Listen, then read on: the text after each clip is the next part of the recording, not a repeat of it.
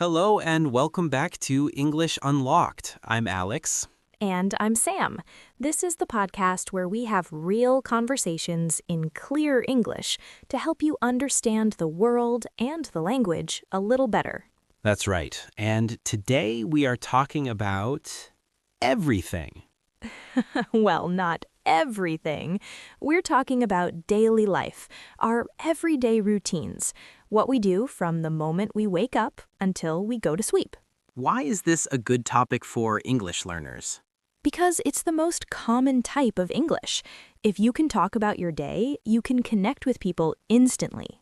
Perfect. So, listeners, as you hear us talk, pay attention to the small phrases we use. These are called collocations, words that naturally go together. Okay, Sam, let's start at the very beginning. Are you a morning person or are you a night owl? Oh, definitely a night owl. I love staying up late working or reading, but that makes mornings very difficult. When my alarm goes off at 6:30 a.m., my first thought is always, no, not yet. I am exactly the same. So, do you use the snooze button? Oh, yes, the snooze button is my best friend. I usually hit it 2 or maybe 3 times. That gives me an extra 10 minutes of sleep. In English, we call that a guilty pleasure. I hit it once, but then I have to roll out of bed. If I stay, I will fall back to sleep. So, once you are officially up, what is the absolute first thing you do? Coffee. I need caffeine to start my brain. If I don't have coffee, I am a very grumpy person. Do you make coffee at home or buy coffee? I always buy it. There is a little coffee shop, or we can call it a cafe, on my corner. I love the smell when I walk in. A lovely way to start the day. After my coffee at home, I move to the bathroom. I hop in the shower, get dressed, and then check the weather on my phone. That's smart. The weather dictates my whole morning outfit. In English, to dictate just means it decides for me.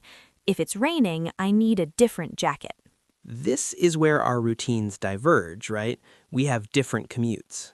Yes, your commute is simply your journey from home to work or school. My commute is classic city life. I catch the bus. It stops right on my corner.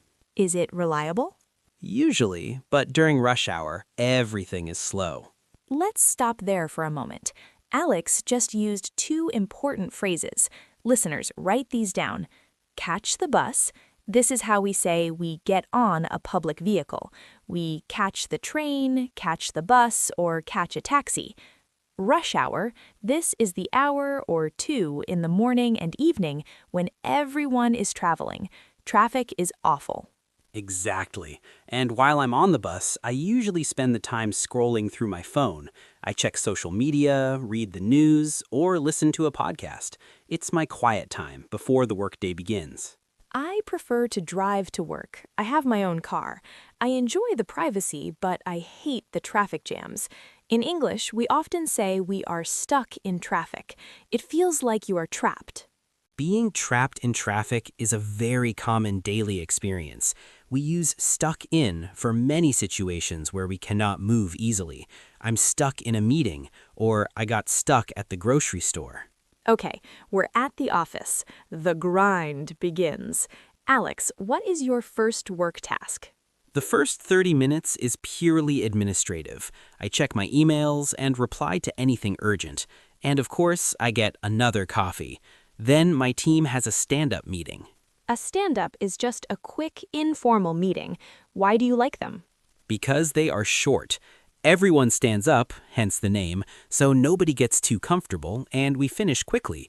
We just talk about our main tasks for the day and our workload. Workload, another perfect vocabulary word. It just means the amount of work you're responsible for. Precisely. Sometimes I have a heavy workload, and sometimes it is light. If it's heavy, I might tell a coworker, "Sorry, I can't help you right now. I'm swamped." I love that expression. Let's add that to the list. Swamped. This means you have so much work you feel overwhelmed, like you are stuck in mud, a swamp. It's a very polite way to say I'm extremely busy. Yes, and then comes the highlight of the day, lunch break. Do you eat in or eat out? Usually, I grab a sandwich from the deli next door. If the weather is nice, I'll take it to the park. It's nice to unplug for 30 minutes. Unplug. That means to disconnect from computers and phones. That's very important. I often bring a packed lunch from home and I eat it while chatting with my colleagues in the break room. It's a good time to be social. The afternoon is always a challenge. Why? What happens around 3 p.m.?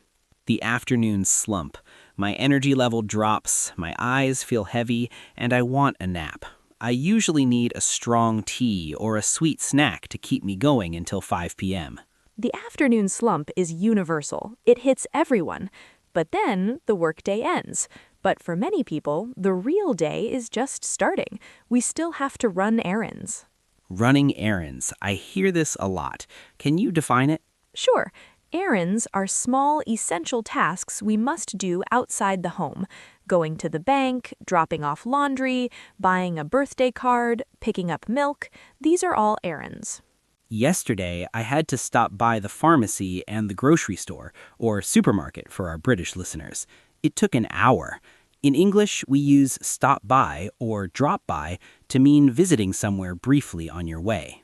And while you were at the grocery store, I bet you said, "Oh no, we ran out of milk." Listeners, this is a tricky phrasal verb. You must know this one.